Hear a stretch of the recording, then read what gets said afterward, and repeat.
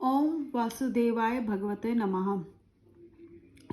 हम गीता डेक को कंटिन्यू करते हैं और जो आज का हमारा कार्ड है वो है इटर्नल सोल, जिसका नाम है पिक्चर। आप मुझे एक्सप्लेन करके बताएंगे, ठीक है, किनकी पिक्चर है, कौन है इस पिक्चर में। एंड जो कार्ड है वो है चैप्टर 2 वर्स 20, अध्याय 2 और श्लोक 20। श्लोक को मैं थोड़ा सा पढ़ने की कोशिश कर रही हूँ। ना जायते मरियते व कदाचे नयाम भूतवा भविता व न भूया अजो नित्य शाश्वते पुराणो न हन्यते हन्यमाने शरीरे। अब इसका जो एक्सप्लेनेशन गिवन है वो हम पढ़ते हैं। For the soul there is neither birth no death, the soul that is will never cease to be, it is unborn, eternal, ever existing, undying and primeval, it is not slain when the body is slain. हम ये चीज़ बहुत अच्छे से जानते हैं कि जो एक आत्मा है, ठीक है, इससे पहले वाला जो हमने श्लोक किया था उसमें यही था कि हमारा शरीर नश्वर है, आत्मा नहीं है।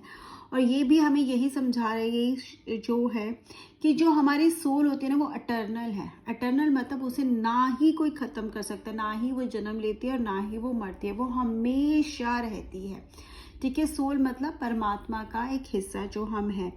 सोल जो है वो कभी सीज ही नहीं होती, नेवर सीज मतलब कभी खत्म होगी नहीं, क्योंकि वो हमेशा के लिए वो इटर्नल है। ना ही ये जन्म लेती है और ना ही इसका कभी एग्जिस्टेंस खत्म होगा, because it is always there. It is not slain when the body slain. अगर आपको कोई मार भी देता है, आपको कोई मर्डर भी कर देता है, लेकिन वो सोल का मर्डर नहीं कर सकता। बट ये कार्ड हमें क्यों समझा रहा है? ये चीज़ हम हमेशा सुनते हैं और कहीं ना कहीं हम सब इस बारे में जानते भी हैं। बट अगर ये कार्ड गाइडेंस में आ रहा है, हमारी रीडिंग में आ रहा है, हमारे लिए आ रहा है, क्लाइंट के लिए, तो इसका मतलब क्या है?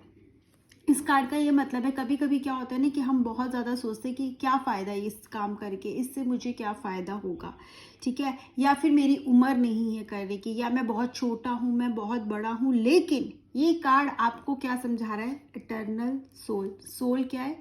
हमेशा रहती है। तो जब भी आप कुछ करने के लिए सोचते हो, ये मत सोचो कि इस जिंदगी में आपका क्या फ़ायदा होगा, ये सोचो आपके सोल के लिए कितना ज़रूरी है। और जो भी चीज़ आप सीखते हो ना, it always remains with you, no matter आपका क्या अभी एज है या आपकी कितनी लाइफ बची है। हो सकता है कुछ लोग ऐसे भी होंगे जो मतलब may be they don't have much life, कुछ ऐसी बीमारी हो सकती है, तो उनको लगता है ना कि जब है ही नहीं हमारे पास टाइम तो हम क्यों सीखें या हम कोई चीज़ क्यों करें, हम कुछ शुरू ही क्यों करें। बट ये कभी मत भूलना कि जो ख़त्म होगा वो सिर्फ शरीर होगा, आत्मा ख़त्म नहीं होती। जो भी आप सीखोगे, जो भी आप करोगे, सब कुछ आपके सोल के साथ अटैच होगा, आपके शरीर के साथ नहीं होगा। कर्मा जो है वो कौन कहाँ कैरी करता है? हम बोलते हैं ना कुछ साथ नहीं जाता, बस कर्मा जाता। तो कहाँ जाता है? वो हमारे सोल के साथ ही तो जाता है, सोल ही तो कैरी करती है उस कर्मा को। तो जब हम कुछ सीखते हैं अच्छे मन से, जब हम सीखते हैं ठीक है, एक भाव से जब हम कुछ सीखते हैं, तो वो सीख भी हमारी सोल उसको कैरी करती है।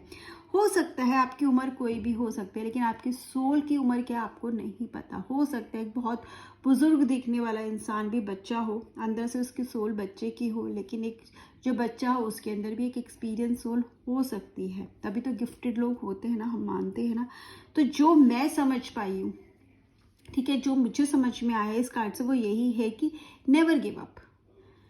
ये मत सोचो कितना समय आपके शरीर के पास है, ये हमेशा याद रखो कि आपकी सोल इटर्नल है। जो भी आप करोगे, कभी कभी हमें लगता है ना कौन देख रहा है, याद रखना सोल हमेशा कैरी करती है, मेमोरीज तक आपकी कैरी करती है। तो अगर आपको लगता है कौन देख रहा है, तो आपकी आत्मा आपको देख रही है। आप कुछ भी कर रहे हो, आपकी आत्मा उसको साथ लेके जा रही है। आपका शरीर यहाँ खत्म हो जाएगा, लेकिन जो भी आपने किया, जो भी आपने सोचा, जो भी आपने भाव रखे, वो आपकी आत्मा के साथ जाएंगे और वो वही आपका दोबारा एक नया जन्म कहीं ना कहीं डिसाइड करेगा। तो आप खुद ही अपने नए जन्म की एक, कहते ना, एक नींव रखते हो इस जन्म में। तो वो आपके हाथ में, आप कैसी नींव रखना चाहते हो। अगर आप चाहते हो कि एक अगले जन्म में भी, एक अगला जो जन्म लो वो भी आप दूसरों कुछ अच्छा करो, कुछ बहुत कुछ करना चाहते हो, आगे करना चाहते हो, तो शुरुआत अभी से करो। ये मत सोचो कितना टाइम बचा है, बस शुरू करो, ठीक है। जय श्री कृष्ण।